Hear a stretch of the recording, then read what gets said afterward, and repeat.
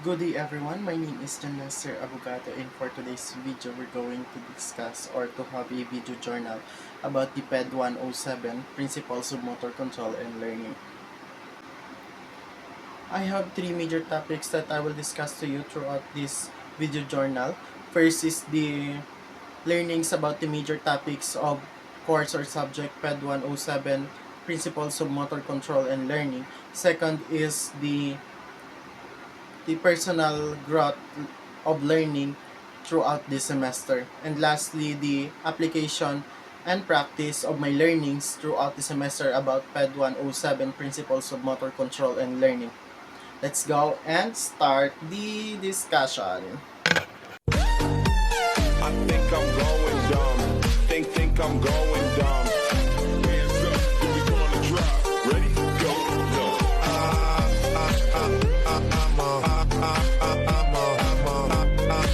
That I've learned to this whole semester about the PED 107 Principles of Motor Control and Learning. Now let's start with the three stages of motor learning. First is the cognitive stage. This stage is where you start is you do the learning and learning about the basic skills. Example is for basic skills of pickleball or the basic steps of folk dance. That's the cognitive stage.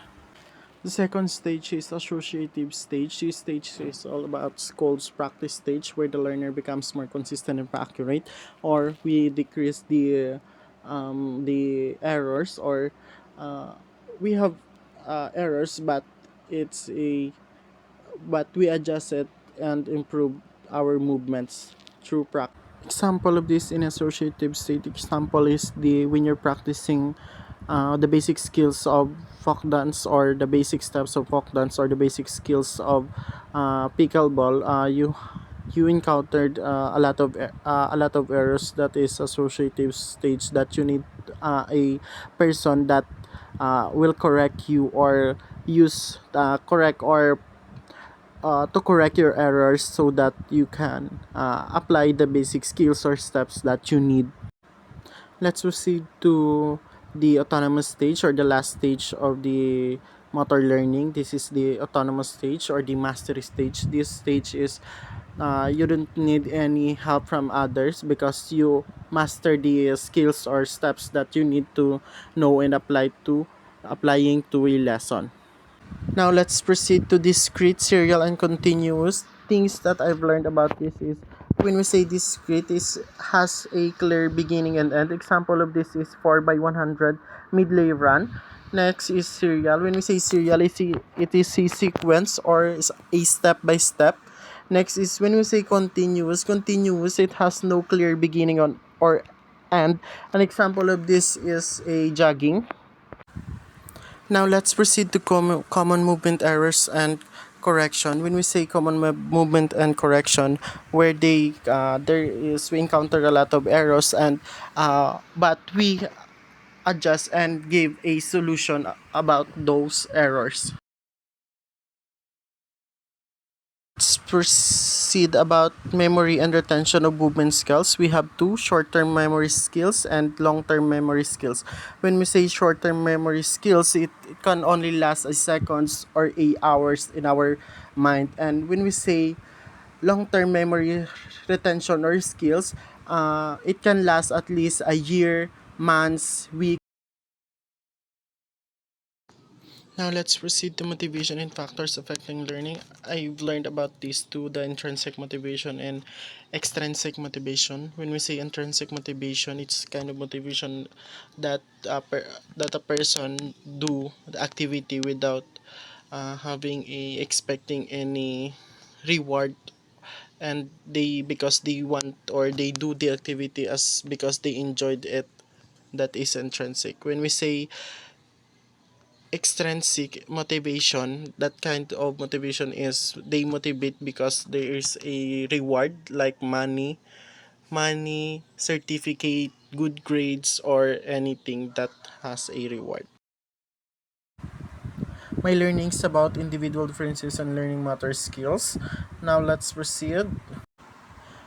First is age. I've learned that age is when it affects the ability to learn motor skills, because when we say aging, example of this is senior citizen, they cannot speed up because of the aging.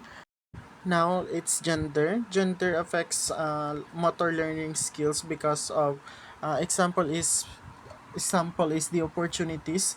Men have a lot of opportunities, while the girls have a less opportunities from the past, so they learned a less about motor skills.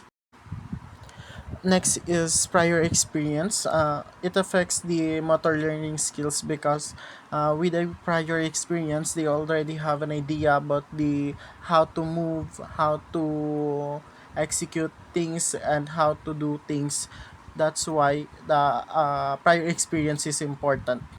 Now let's proceed to my personal learning growth. My first understanding about this course is it's all about movement skills. It's about how to maintain control, how to do control. It's all about that. But when you go further or deeper, you understand that is not that's not like that, because it's a big topic that you need to understand when you go deeper. The skills that I've developed is observation and critical thinking.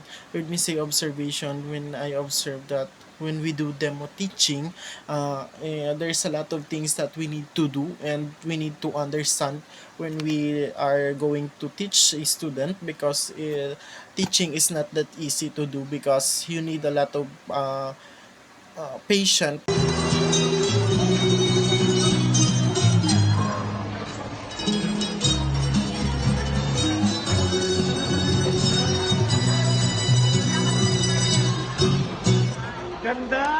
Ganda ni Denver, hinaharangan si abogado.